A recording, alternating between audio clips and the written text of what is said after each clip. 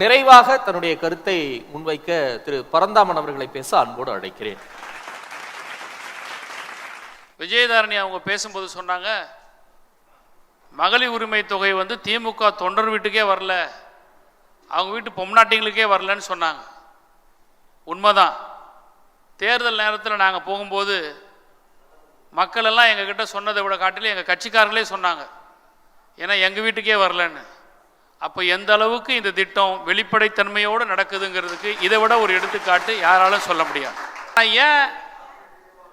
ஏன் திட்டத்தை வெளிப்படைத்தன்மையோடு நாங்கள் நடத்துகிறோம் அப்படின்னா, நீங்கள் வீடு இருங்க மேடம், இருங்க மேடம், இது நாகரிகம் இல்லை, இது நாகரிகம் இல்லை. இருங்க இருங்க காலை உடைச்சு நீ திருந்தலையா? ஏய், இவன் அடிச்சும் பார்த்தாச்சு, அவுத்தும் பார்த்தாச்சு. உன்னை என்னதான்டா பண்றது? நீ பேசுங்க. நீங்க இது நாகரிகம் இல்லை, அவ்வளவுதான். அவங்க அமைதியா தான் இருக்காங்க. நீங்க சலசலப்புன்னு பேசுறதுனால அவங்க அமைதியாக இருக்காங்க. இருங்க இருங்க இருங்க மேடம், இருங்க மேடம், இருங்க. நான் அதாவது மேடை நாகரிகம் கழிச்சு நான் பார்த்துட்டு இருக்கிறேன். சும்மா உட்காருங்க உட்காருங்க. வெளிப்படைத்தன்மை ஒரு திட்டத்தில் இல்லைங்கிறதுக்கு ஒரு உதாரணத்தை சொல்லவா? இன்னைக்கு கலைஞர் வீடு வழங்கும் திட்டம் இருக்கு. இது கிராமப்புற பின்னணி இருக்கக்கூடிய இடம் தான். இன்னைக்கு தான் ஒரு சிட்டியாக டெவலப் ஆயிருக்கு. கிராமத்தில் பஞ்சாயத்து தலைவர் இங்கே பேர் இருப்பீங்க. பஞ்சாயத்து தலைவர் ஒரு வீடு கட்டணும் கிராமத்தில் அப்படின்னு சொன்னால், போன ஆட்சியில் ஏடிஎம்கே ஆட்சியில் அதிமுக காரங்களுக்காக பார்த்து வீடை கொடுத்துக்கிட்டே இருந்தாங்க. தப்பு இல்லை, கொடுங்க, கட்டட்டும். ஆனால் வீடே கட்டாமல் ஏற்கனவே கட்டின வீட்டை காட்டி பணத்தை கொள்ளையடிச்சவங்க கடந்த 10 ஆண்டு அதிமுக அரசாங்கத்தில் இருந்து அதிமுக கட்சிக்காரங்க. அதனாலதான்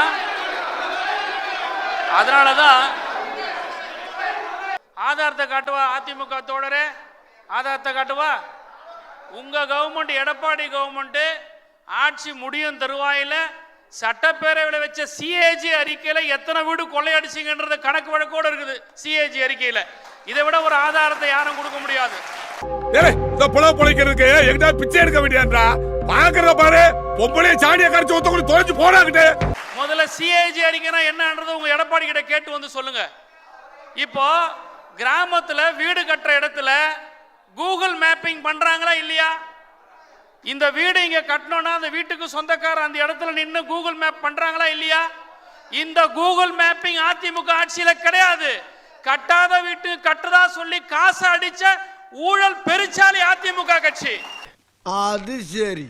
இன்னைக்கு திமுகவை பார்த்து அதிமுக சட்டமன்ற முன்னாள் உறுப்பினர் சொல்றாரு, திமுக ஊழல் கட்சின்னு சொல்றார். இன்னைக்கு எவ்வளவு ஊழல் செய்யறாங்கன்னு சொல்றாங்க. இந்திய அரசியல் வரலாற்றில் ஒரு அரசியல் கட்சி தலைவர் இல்ல, தமிழ்நாட்டுடைய முதலமைச்சராக இருந்தவர் தேசிய கொடியை காரிலிருந்து கழற்றி சிறைக்கு தள்ளி களி தின்ன வைத்த ஒரே தலைவர் ஜெயலலிதா தான். ஆஹா, சூனா போனா ஒவ்வொருத்தருக்கு வேகத்தை பார்த்தோம்னா அவன் அருமை வறுமைக்கு ஆபத்து வந்துடும் போல் இருக்கடா. ரொம்ப கவனமா டீல் பண்ணி ஆட்டத்தை கலைச்சிடுறாசா. அந்த வரலாறு திமுகவுக்கு கிடையாது. திமுகவில் எந்த பஞ்சாயத்து தலைவரும் சிறைக்கு போனது கிடையாது ஊழலால்.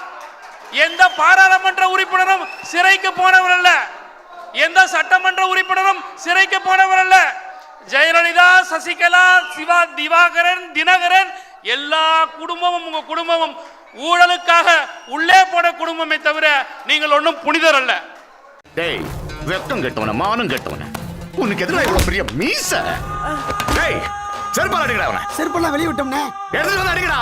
இரண்டாவது, நம்மளுடைய முன்னாள் எம்எல்ஏ சொன்னார், 100 நாள் வேலையை 150 நாள் ஆக்கி தரீங்கன்னு சொன்னார். உண்மைதான், தேர்தல் அறிக்கையில் சொன்னோம். ஆனால் அந்த 100 நாள் 150 நாள் ஆக்க சொல்லி திமுக மத்திய அரசை பார்த்து கேட்குது. ஆனால் கர்நாடகாவில் ஊதிய உயர்வை கூட்டி கொடுக்குது, இங்க ஊதிய உயர்வும் கொடுக்கல. இந்த ஆண்டுக்கு மட்டும் எவ்வளவு தெரியுமா வச்சிருக்கிறாங்க? 1056 கோடி ரூபாய் நிலுவையை வைத்திருக்கிறது. நீங்கள் கூட்டணி இருக்கிற பாஜக கொடுக்கவில்லை என்கிற போது திராவிட முன்னேற்ற கழகத்தின் மீது எப்படி நீங்க குற்றம் சுமத்த முடியும்?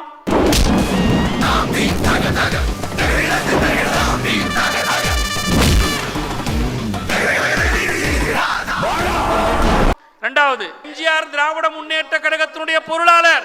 என்ன? எம்ஜிஆர் இந்த திராவிட முன்னேற்ற கழகத்திற்காக தெரு தெருவாக பாடுபட்டவர். எம்ஜிஆர் மும்முனை போராட்டத்தில் 1953 அண்ணா சாலையில் கைத்தறி துண்டுகளை தெரு தெருவாக தோளிலே கையிலே சுமந்து விற்றவர் பேரறிஞர் நம்முடைய எம்ஜிஆர் அவர்கள். திராவிட முன்னேற்ற கழகத்தின் தொண்டனாக இருந்த எம்ஜிஆர், திராவிட முன்னேற்ற கழகத்தின் பொருளாளராக இருந்த எம்ஜிஆர் திராவிட முன்னேற்ற கழகத்தின் வளர்ச்சிக்கு பாடுபட்டார். அது வரலாறு. வரலாறு மிக முக்கியம் அமைச்சரே. யாரும் மறைக்க முடியாது. ஆனால் அண்ணாவை முதலமைச்சராக்கி இருக்கிறார் என்று சொல்லுகிற பொழுது இது ஜமக்காலத்தில் வடிகட்டிய பொய்யில். உங்கள் எம்ஜிஆர் எம்எல்ஏ ஆவதற்கு முன்படியே 3 முறை சட்டமன்ற உறுப்பினரானவர் முத்தமிழறிஞர் தலைவர் கலைஞர். எனவே வரலாறை தவறாக பேசினால் விட்டு கொடுக்க மாட்டோம். ஏதோ உங்க நேரம் போராத நேரம், அரசியல் லாபத்துக்காக போய் பிஜேபி கூட கூட்டணி வச்சிட்டீங்க. அது எங்களுக்கு அதை பத்தி கவலை இல்லை. என்ன அசிங்கமா இருக்கா? ஆனால் வரலாற்றை நீங்கள் மாற்றி பேசினீர்கள் என்றால் அந்த வரலாறே உங்களை மன்னிக்காது. ஓல்டு பென்ஷன் ஸ்கீமை பத்தி பேசுனீங்க. ஜெயலலிதா அம்மையார் இருக்கிற வரைக்கும் ஓல்டு பென்ஷன் ஸ்கீம்ல தான் இருந்துச்சு. கலைஞர் ஆட்சியில் இருக்கும்போது ஓல்டு பென்ஷன் ஸ்கீம்ல தான் இருந்துச்சு. அந்த ஓல்டு பென்ஷன் ஸ்கீமை கொண்டு போய் சமாதி கட்டினவரு உங்க ஓபிஎஸும் எடப்பாடியும் தானே தவிர நாங்கள்ல. நீங்க எப்படி எந்த தைரியத்தோட நீங்க இந்த பொய்ய சொல்றீங்க? எனக்கு ஒண்ணுமே புரியல. ரெண்டாவது அம்மா விஜயதரணி அம்மா இன்னொன்னு சொல்றேன்.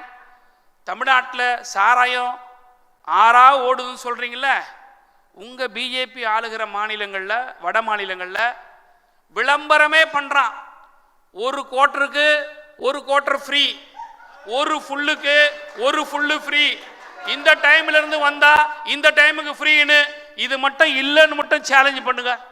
இன்னைக்கு இதையெல்லாம் செய்யறாங்க. சரி, அவ்வளவு தேவையில்லை. இவ்வளவு பேசுறீங்களே நீங்க ஸ்ரீராம், இவ்வளவு பேசுறீங்களே ஸ்ரீராம், நீங்க ஆளுகிற பிஜேபி மாநிலங்களில் நான் கேக்குறேன். சரி பேசுறேன். சரி இப்படி வரேன். இப்ப நான் பேசுறேன். ஒரு நிமிஷம் இருங்க. உட்கார்ந்து பேசாத. ஸ்ரீராம் அடுத்தது இருங்க. சரி, பிஜேபி ஆளுகிற மாநிலத்துல மதுவிலக்கு கொள்கையை அமல்படுத்திட்டு வந்து பிஜேபி காரன் இங்க பேசுகிறா பாக்கலாம். ஒரு பிஜேபி காரன் கூட அவன் ஆளுகிற மாநிலத்துல மதுவிலக்கு கொள்கையை அமல்படுத்தாத பிஜேபி சங்கிகள் இந்த மேடையில தமிழ்நாட்டினுடைய மது கொள்கையை பற்றி பேசுவதற்கு என்ன உரிமை இருக்கிறது?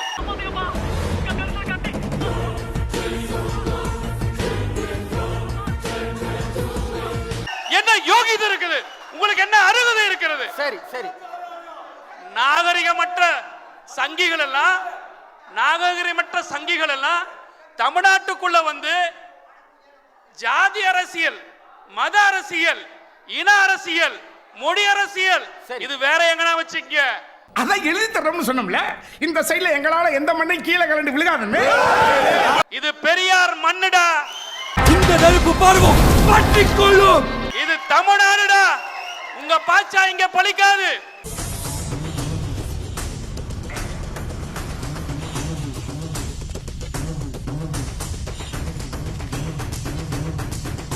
உங்களுக்கு அதிமுக வேண்டாம், இன்றைக்கு புதிய சங்கிகள் கிடைக்கலாம். ஆனால் தமிழ்நாட்டை ஒருபோதும் உங்களால் சங்கி மாநிலமாக மாற்ற முடியாது. டேய், இங்க இருக்கிற ஒவ்வொரு உசுரலையும் ஏன் உசுறு கலந்துருக்கடா? அருவாளை கையில் எடுத்துட்டா சண்டியர் நினைப்பா? ஈரக்கொலையை அறுத்துருவேன். இந்த மண்ணில அப்படி இப்படி ஏதாவது பண்ணலாம் நினைச்சா தலை வேற கால் வேற தனித்தனியா போயிரும். ஒரு பயலுக்கும் உசுறு மிஞ்சாது. 2026 திராவிட முன்னேற்ற கழகத்தின் கூட்டணியை தவிர சங்கிகளின் கூட்டணி அல்ல. வாய்ப்புக்கு நன்றி, வணக்கம்.